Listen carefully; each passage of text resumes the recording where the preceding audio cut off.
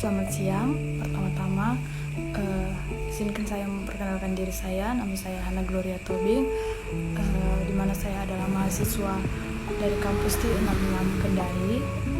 Di sini saya akan membawakan presentasi saya yang berjudul Komunikasi Lintas Budaya.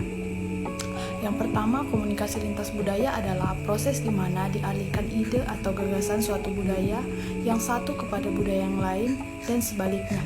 Dan hal ini bisa di antara dua kebudayaan yang terkait ataupun lebih.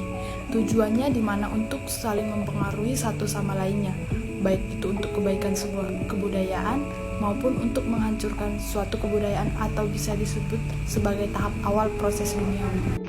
Kemudian yang berikutnya sejarah komunikasi lintas budaya. Komunikasi lintas budaya atau cross-cultural communication bukanlah sebagai barang baru dalam kehidupan manusia. Ia telah ada sejak manusia melakukan kontrak atau berinteraksi dengan latar kebudayaan berbeda. Namun, studi tentang komunikasi lintas budaya secara sistematis, ilmiah, dan akademis baru dikaji pada akhir abad 1960-an sebagai bagian yang tak terpisahkan dari studi disiplin ilmu komunikasi.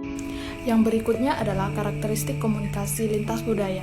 Yang pertama, ada dua atau lebih kebudayaan yang terlibat dalam komunikasi.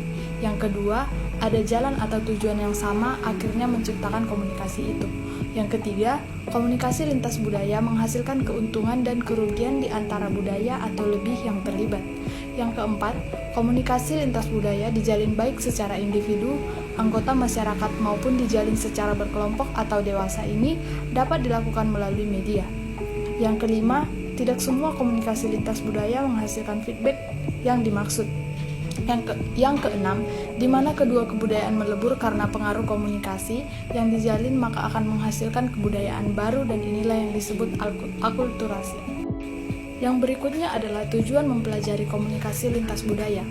Kebutuhan untuk mempelajari komunikasi lintas budaya ini semakin terasakan karena semakin terburuknya pergaulan kita dengan orang-orang dari berbagai budaya yang berbeda. Di samping juga, kondisi bangsa Indonesia yang sangat majemuk dengan berbagai ras, bangsa, agama, latar belakang daerah, latar belakang pendidikannya, dan lain-lain. Yang berikutnya adalah hambatan komunikasi lintas budaya. Hambatan komunikasi atau yang juga dikenal sebagai communication barrier adalah segala sesuatu yang menjadi penghalang untuk terjadinya komunikasi yang efektif. Contoh kasusnya adalah kasus anggukan kepala di mana di Amerika Serikat anggukan kepala mempunyai arti bahwa orang tersebut mengerti.